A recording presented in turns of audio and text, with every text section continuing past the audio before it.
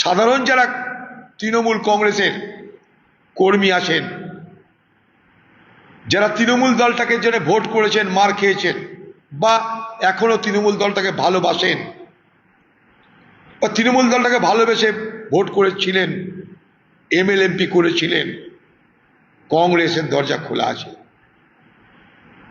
আপনারা আসুন, আলোচনা করে আমরা আগামী দিনে বিজেপি এবং তথাকথিত তৃণমূল একটা নামটাম কিছু হবে, সকলের বিরুদ্ধে একজোট হয়ে লড়াই করবার একটা প্ল্যাটফর্ম গড়ে তুলি।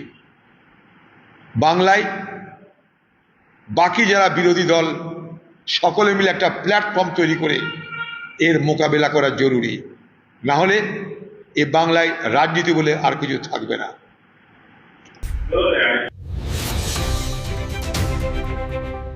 Vision News 29